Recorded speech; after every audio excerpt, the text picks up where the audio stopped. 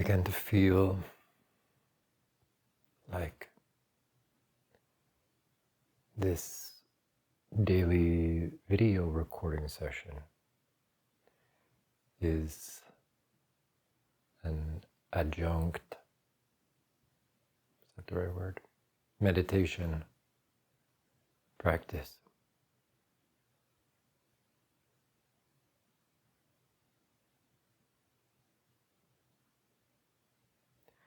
Because as I sit here and close my eyes and turn inward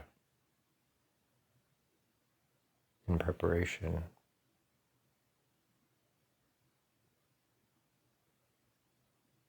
feel that wave of momentum of the past moments, hours, days even, crashing on me.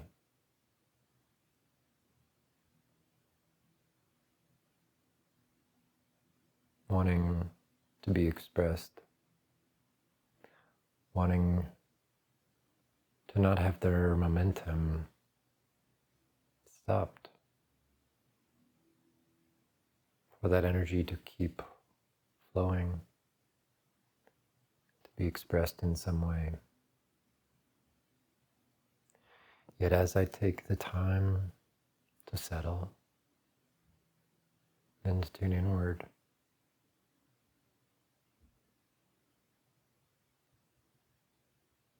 I feel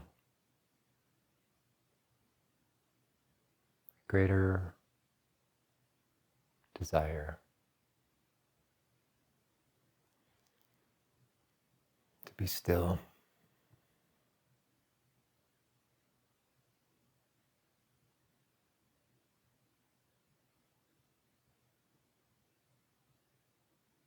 to soak in the reverberations, just witnessing that momentum, those waves crashing on the beach of my body, and feeling that energy dissipate. Because in stopping and observing, those energies are received, they're witnessed, they're felt.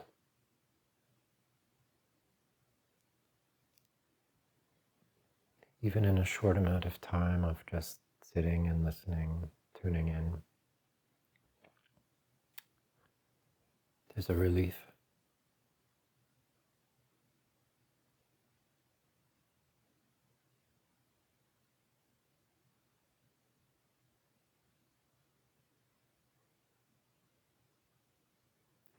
When those waves were initiated, there was some desire,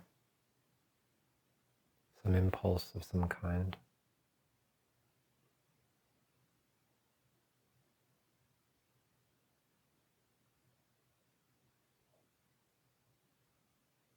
And that impulse wants to have an impact, wants to be felt and heard and received, even if it's just by me.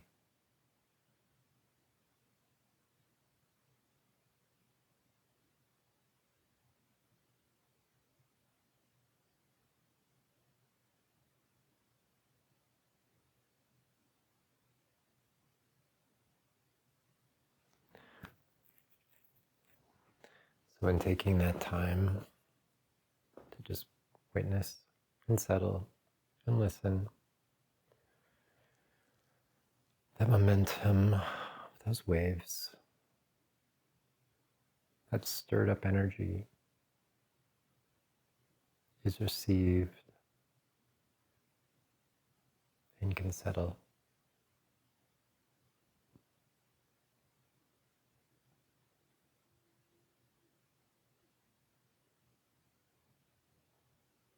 And in that settling,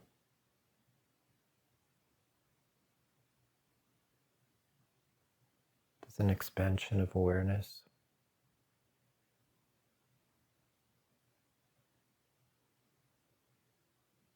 That includes subtler things.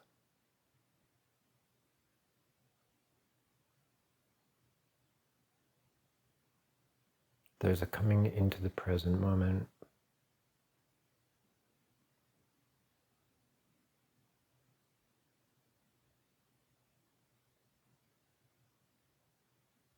And an awareness that in the present moment, everything's okay. It's okay enough.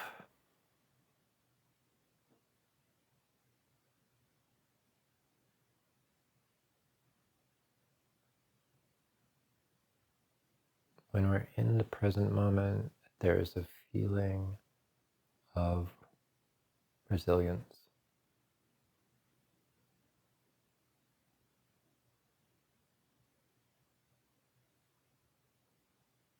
There's a feeling of being able to deal with whatever comes our way in this moment. As long as we don't try and get ahead of ourselves or think about the stories of the past, if we just come into this moment, we'll notice that we're okay. Even if we have pain, even if there's things that are uncomfortable,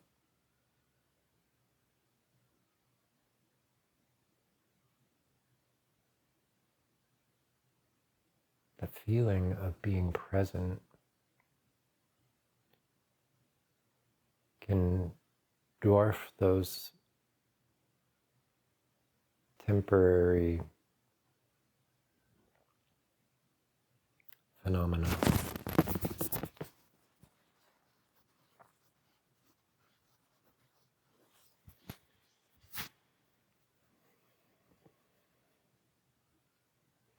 And I believe that with regular practice, we can more quickly come into that presence, that state of embodied presence.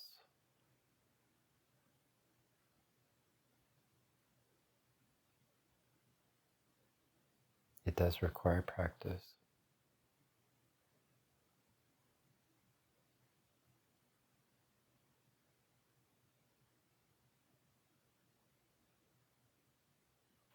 But it's practice, it's very much worth it because there's a reward in each time we practice it. Even if it's just a little bit, even if it's just a slight improvement. When we notice that slight improvement, there's a relief, there's a hope restored.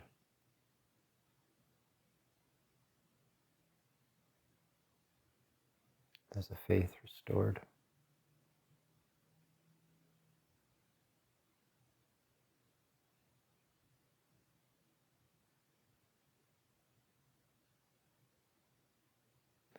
I think it's so very important that the average person who has many reasons for concern, there's a lot of legitimate concerns. The average person that is paying any attention at all to real things likely has been feeling overwhelmed for many years now. For me, it's been decades. But for the average person, it's probably only more recently, that things have gotten to the point where they're willing to question the mainstream narratives.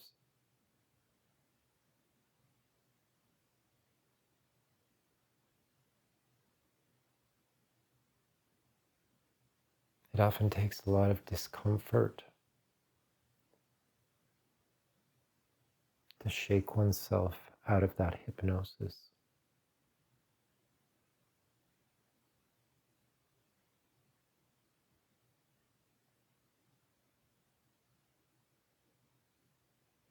And we're in a time of great discomfort.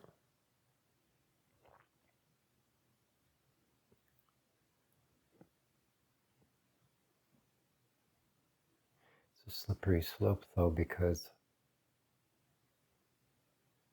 at a certain point the human nervous system shuts down, and many people turn to things like drugs and alcohol, which really reduce their ability to be present and tap into their real power.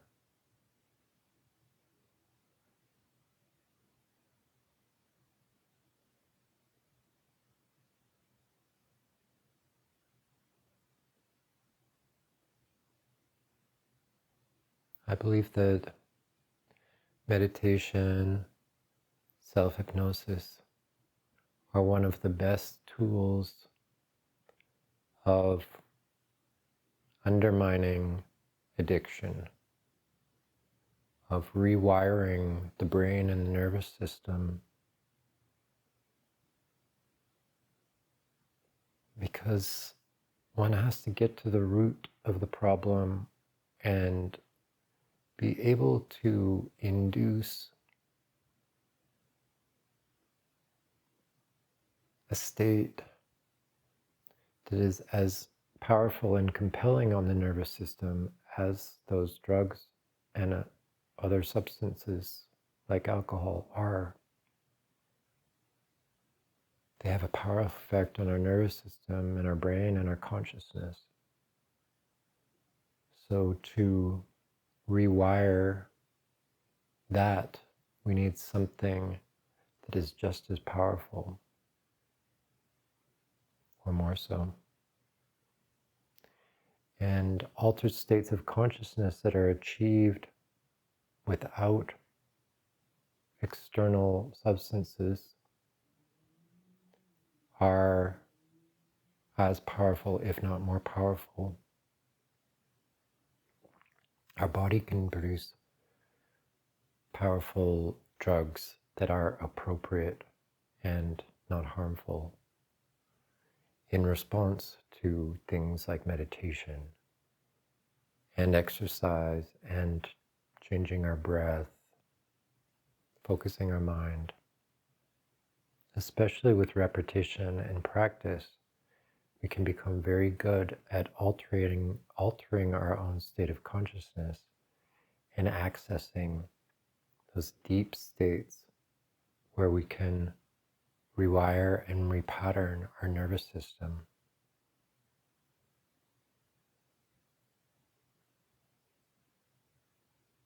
It can become a positive addiction, something that we don't want to miss, something that we look forward to and want to do daily, because we have this positive association with the experience.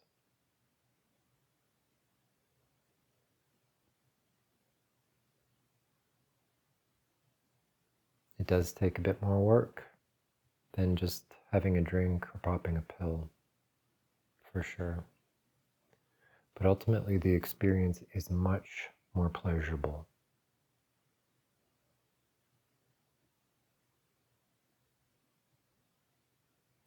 And the results are much more beneficial.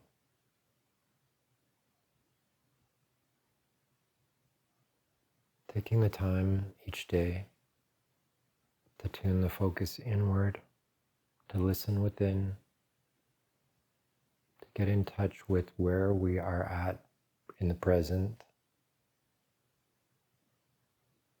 is very nourishing, is healing, allows the body to heal,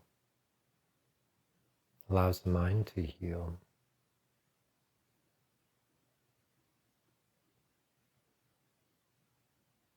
We're coming into deeper rapport with the unified field of consciousness.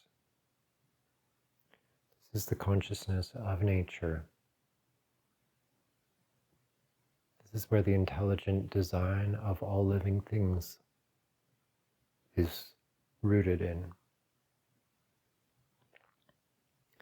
And so as we tune our attention to that unified field,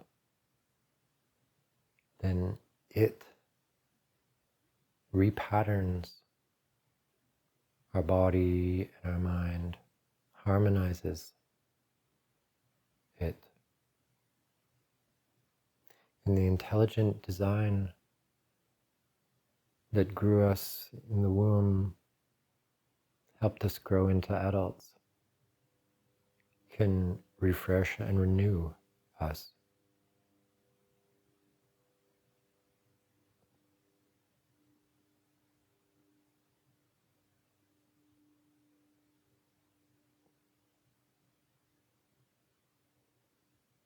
And it also feels very good.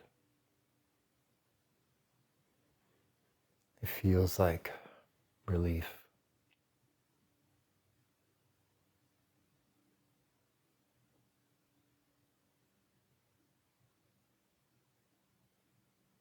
And we take this capacity with us wherever we go. We don't need certain conditions. With practice, you can do it on a bus, in a doctor's office, anywhere that you might have to be waiting patiently.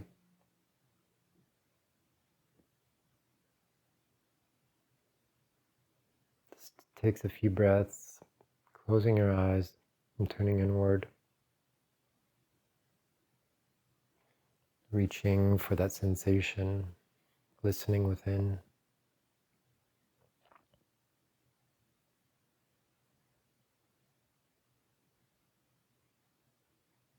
Even if one doesn't know what listening within means, everybody can have the experience of, once you close your eyes, that there's a focus inwards. Just closing the eyes produces a sense of relaxation.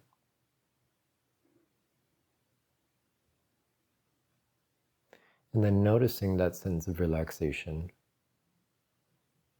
even if it's just very subtle,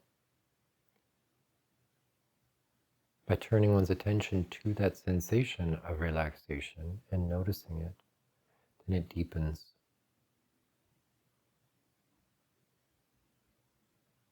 So it's about putting the attention on the sensations of the body, and specifically the ones that assist with relaxation. So the sensation of the breath,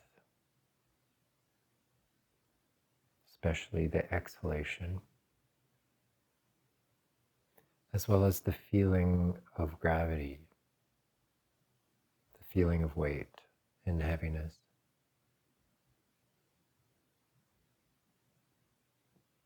And then there can be a positive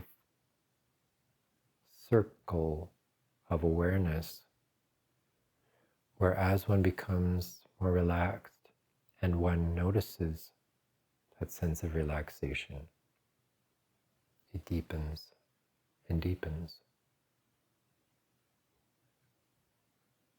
And it becomes just a practice of bringing the attention back to that sensation of relaxation. Inevitably, the mind gets pulled away, gets distracted. So the only effort required is just bringing the attention back inward to those sensations of relaxation.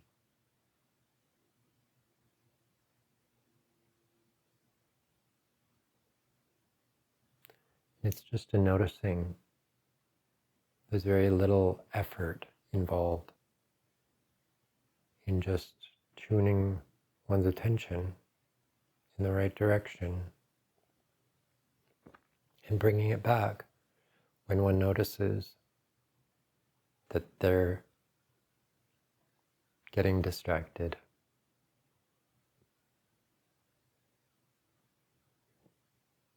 This is a practice that can benefit every aspect of our life. It helps us stay congruent to our intentions. The world is hungry for our attention and uses all sorts of tricks and spectacles and tactics to gain our attention. Because our attention is our power. It is our light.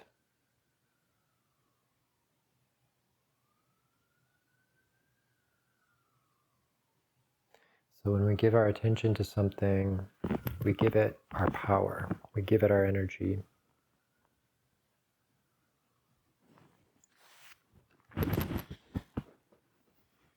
So,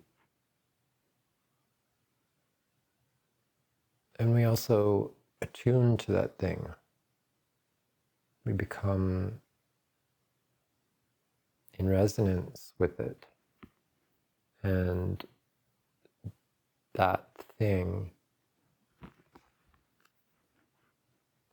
begins to influence us for good or bad. In our wiser moments, we have clarity about the things that we should and want to focus on.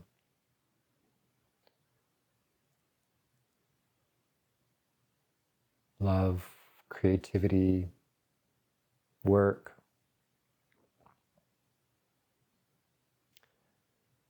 health,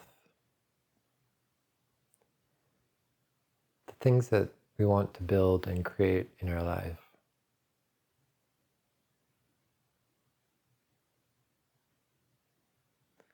Those moments when we wake up in the morning or we go to bed at night,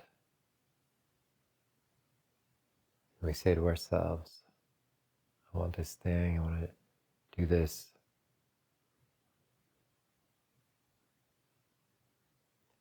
And yet, in our day-to-day lives, we get caught up and we get distracted. So this skill of focusing can help us notice what we're noticing. Observe how we're using our mind, whether it's pulled all over the place or whether it's like a laser beam focused on our goals.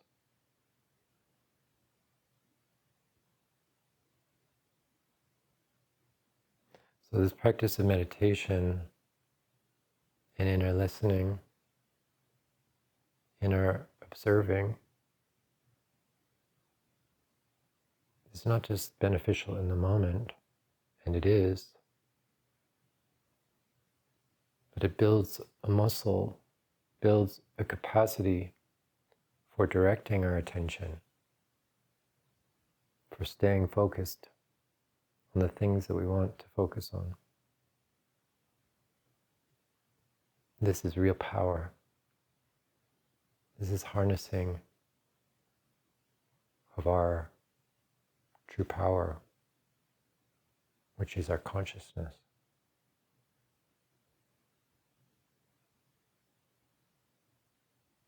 Especially when we focus it.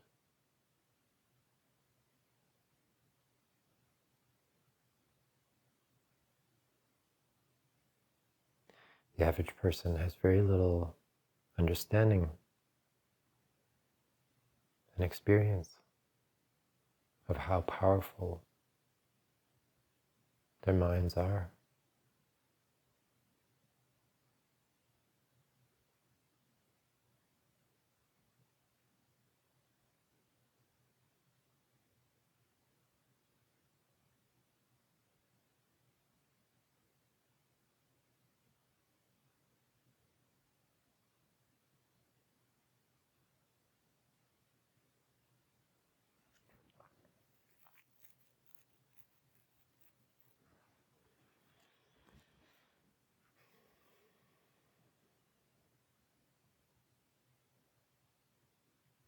I think for myself,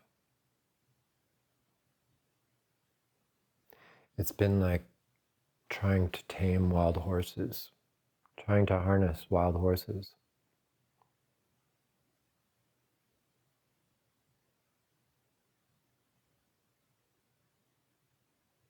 Why my mind was like this, I don't know. Is it genetic? Is it environmental? It's from trauma? I don't know, but it doesn't matter. Because with the right practice, I can harness it. And that's what's important. It's a degree of self-mastery. When people have self-mastery, they have the power to go against the crowd, to resist authoritarianism, to resist psychological operations,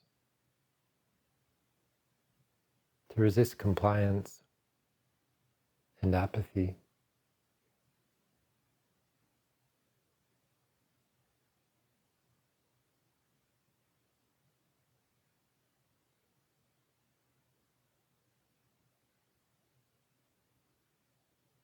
It's much better to live in a world that is oppressive, but feel self-confident than it is to live in a world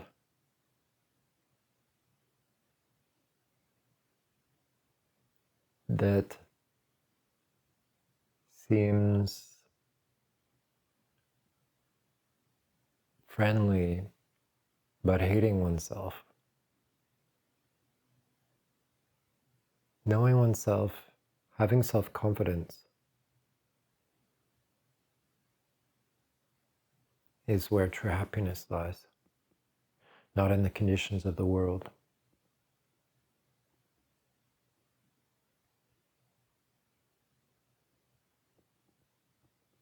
I think that this is the root of all problems in people. Mental health, physical health, relationships, finances, everything boils down to our relationship with ourselves. Whether we feel self-confident and able to love ourselves, appreciate ourselves even when we're not perfect. To let go of other people's judgments.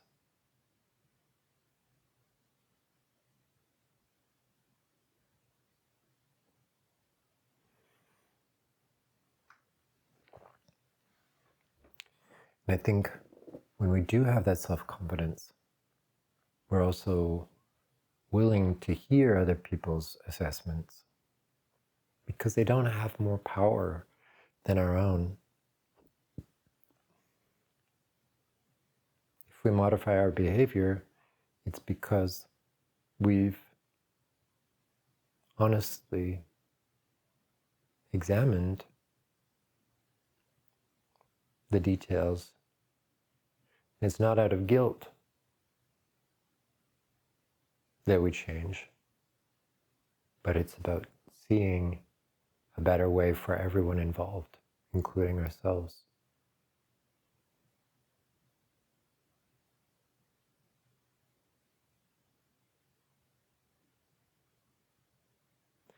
This to me is why I embrace the ideas of shadow work,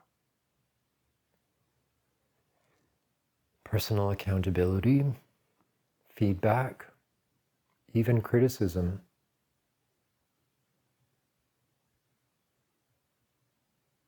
Because I recognize that those things are catalysts for growth, and they test my degree of self-confidence.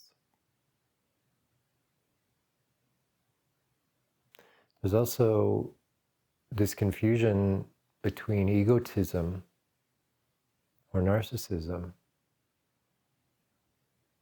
an investment in a false self that really has no foundation, versus a groundedness in authentic being. And that is what is nurtured in meditation, in self-reflection,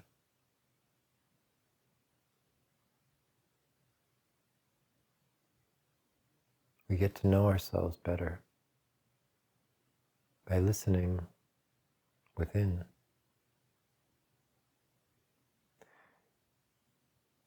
What is within? Within is the realm of the body-mind. While we're incarnate beings, while our consciousness is filtering through a brain, we're observing this organismic event in time and space, and we're calling it ourself.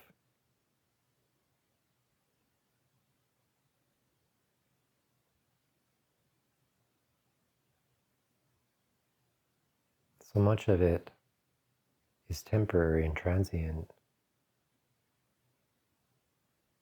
yet we identify with it.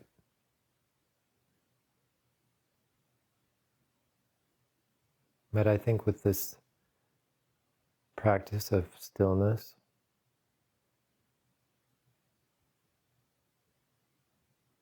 of listening, of tuning out the distractions, we sink into the layers of self that are more fundamental and less transient.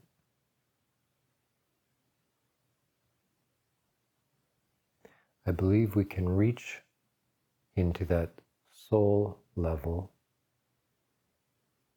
that transcends life and death, that transcends the ego.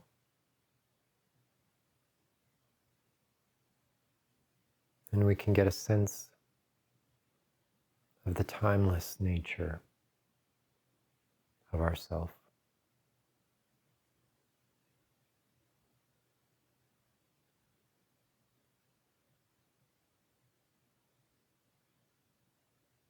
And this is a very satisfying,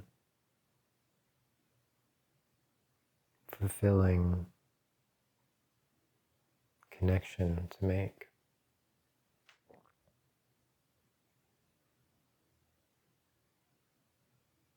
It's a deep well of resourcefulness.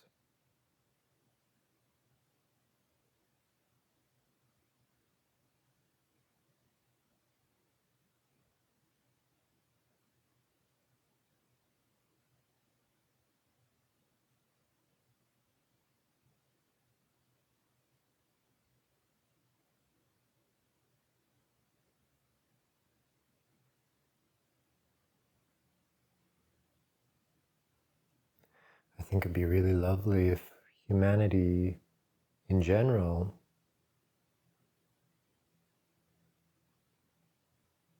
instilled the value,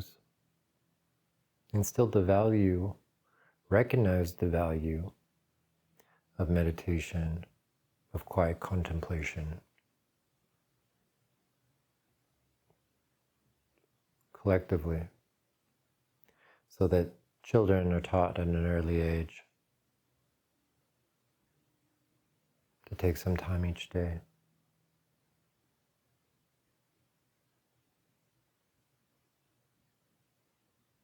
to listen within,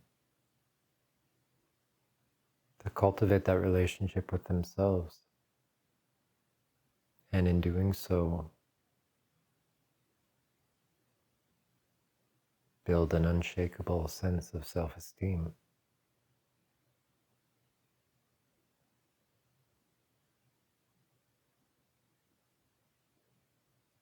I believe in a world where everybody is doing that, there would be no need for governments.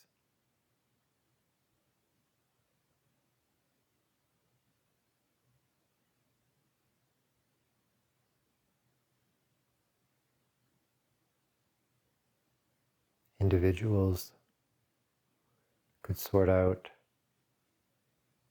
things on an individual basis.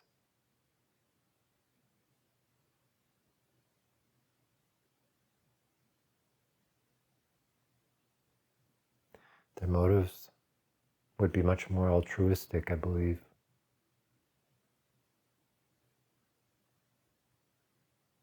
If we did have some kind of structures of governance, they would be much more organic, much more harmonious.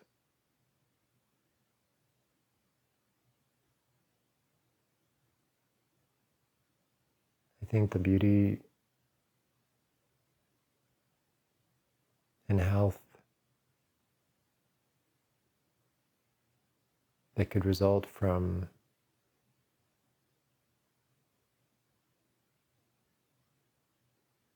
self-aware, conscious population would be truly remarkable.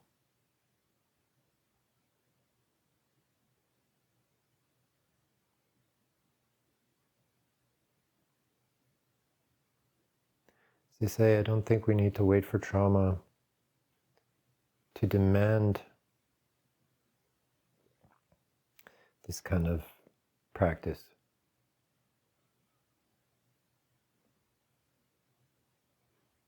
This, as I say, has been my route to it as an adolescent that was very much struggling. I was introduced to meditation by a counselor at a psychiatric facility. And then I did further training. And many times in my life, my practice has ebbed and flowed, where I would be consistent and then I would fall off of it. And then I would come back to it, often because I was struggling and I needed it. So it would often be out of desperation that I would return to it.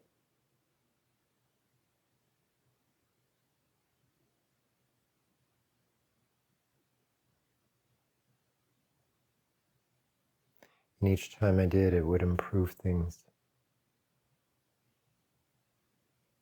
It would give me back myself. It would get me back in touch with the power that I have over my own mind and my own life. I could much more easily shrug off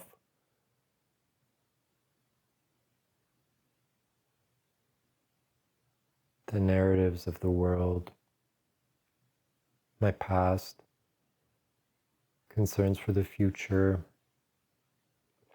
and just come back to the present and recognize that in the present I could deal with things. I could put one foot in front of the next. I could take a breath and recognize that in this moment, there's no crisis.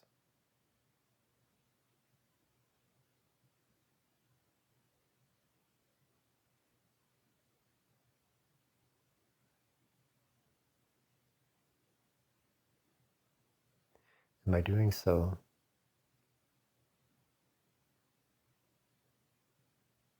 there's a resetting of the nervous system. There's a coming back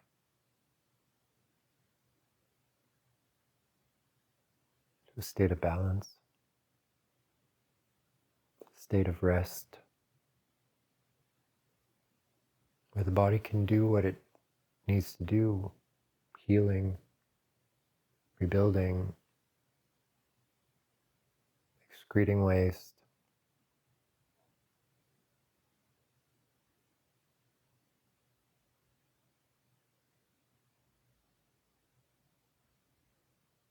This is the state we should be spending most of our time in. Not necessarily meditating,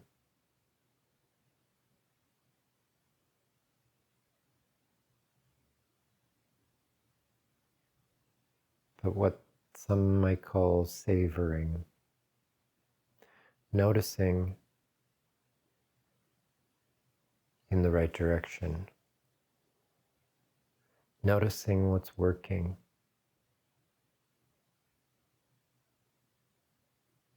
Also might be called gratitude.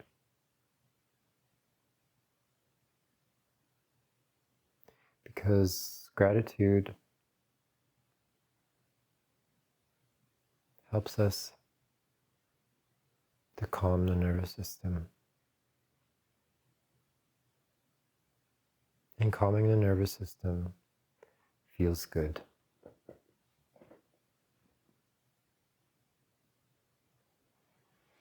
It's where all the pleasure is.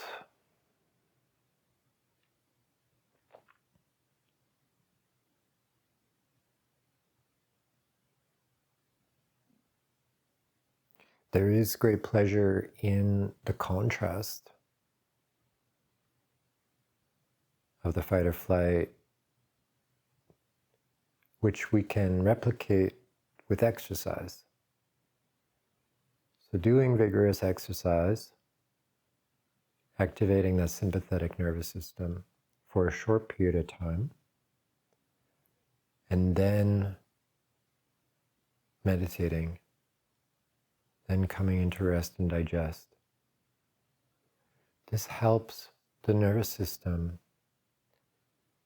be more adept at fluidly moving from one to the other, so we don't get stuck in a groove, a habituated pattern of always being anxious, always being anticipatory of a threat or a danger. And in this day and age, that's quite normal for people to be spending most of their day in an anxious state. This is disease causing, and it doesn't feel good.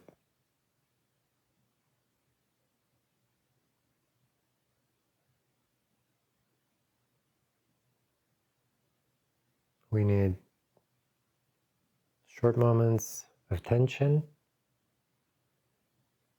and then longer extended periods of release and relief. This is what makes our body happy. Not lazing around trying to relax all the time, because just lying around your house in your pajamas all day does not produce deep relaxation.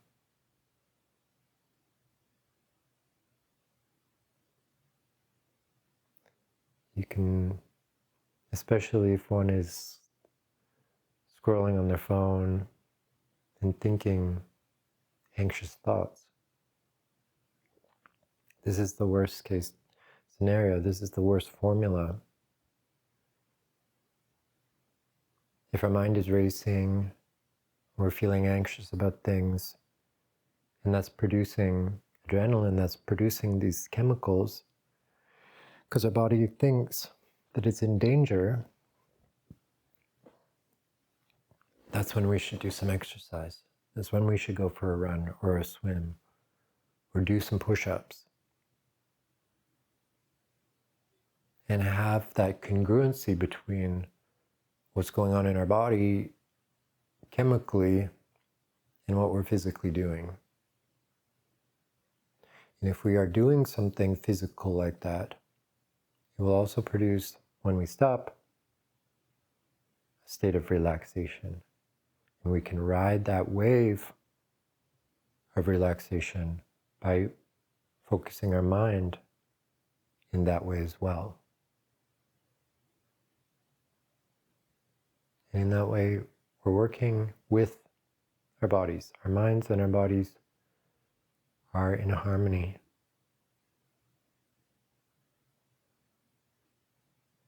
And we can get a very delicious, deep state of relaxation.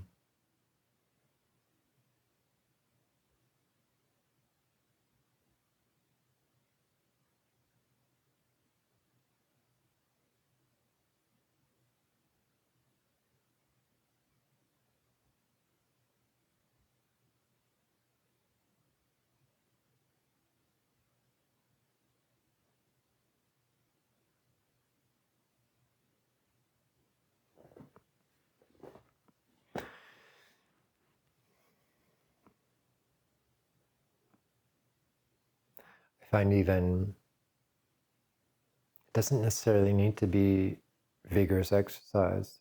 It can just be being busy in the world,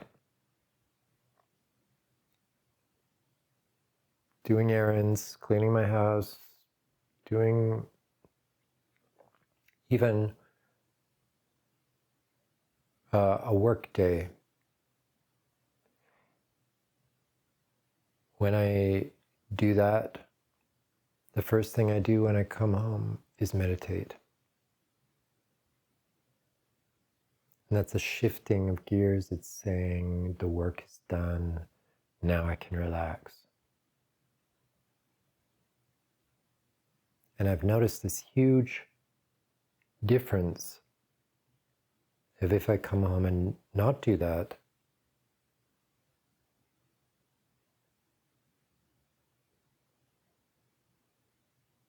I actually get tired sooner in the evening. If I come home and meditate, even for 10 minutes, then I'm balancing out the stress of the day, and then my energy is refreshed for the evening, and I can do other things in the evening and not just feel like I want to sit on the couch and distract myself.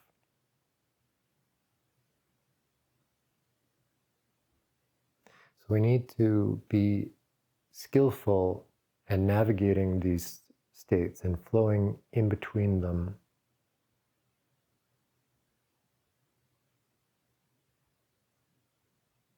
I think people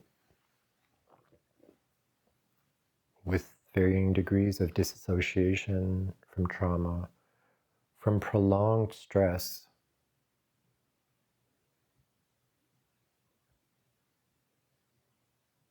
can become avoidant of this letting go, this relaxing, because there's a fear that all of everything will come up. The wave that's chasing us will crash and will be destroyed by it.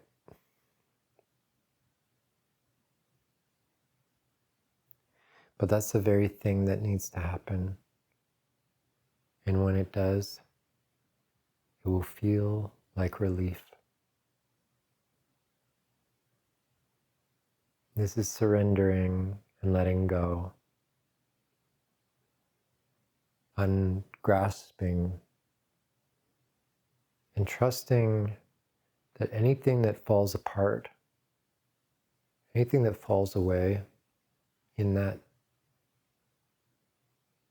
segment of letting go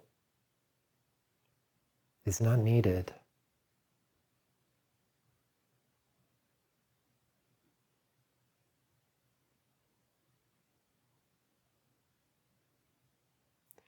And that is affirmed when we spend some time in that relaxed state.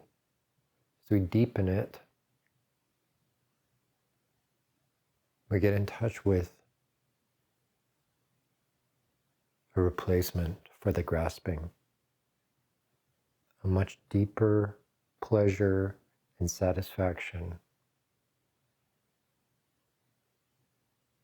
That thing we were grasping onto, that need of controlling things in the world.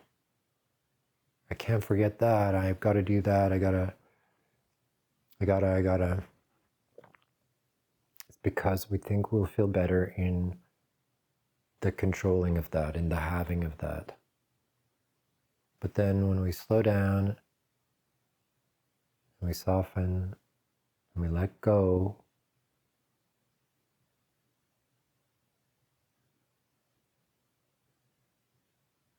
and connect with that inner source,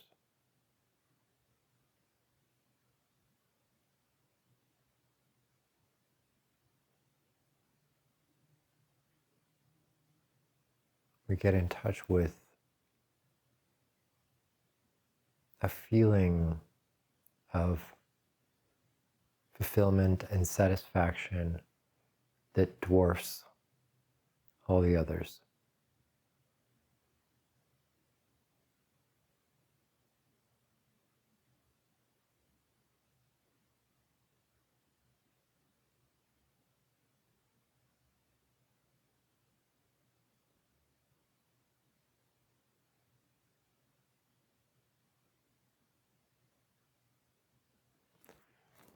This, to me, is what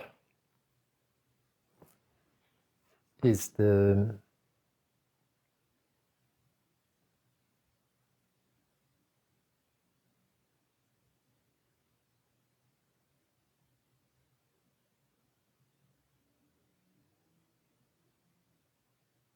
evidence of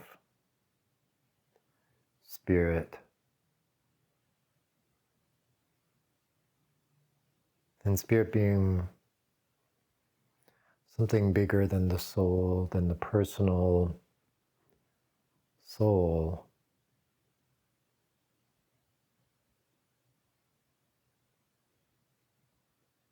It's a light and a consciousness that permeates everything.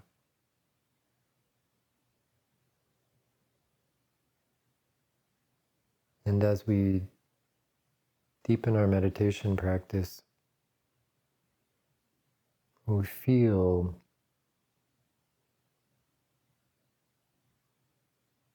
that we're bathed in this spirit. We're bathed in this light.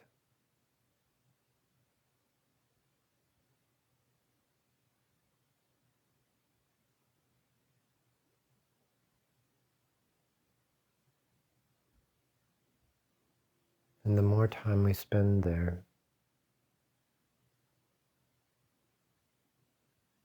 the more we trust it, the more we realize that it never goes away, that it's ever present. But it's only our attention to it that ebbs and flows.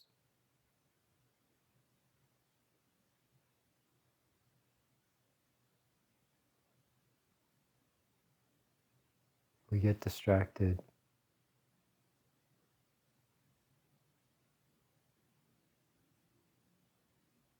And I think that's okay. It's part of human nature, for now at least.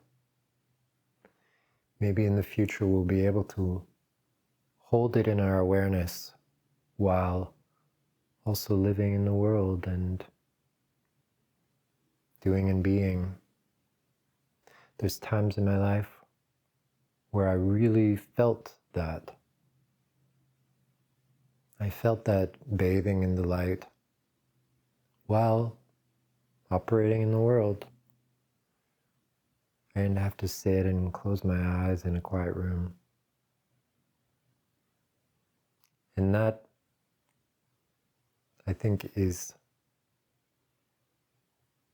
the promise of the practice, is an ever-present awareness of well-being.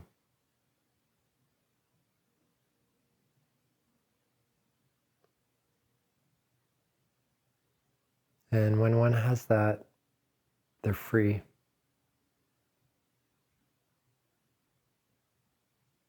They won't be pulled into all the snares and the traps and the distractions of this world that ultimately cause suffering. And I think more than ever,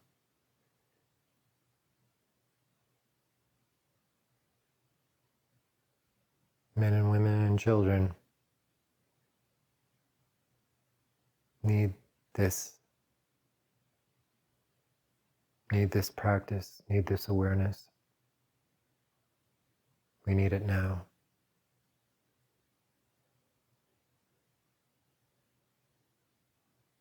I need it now.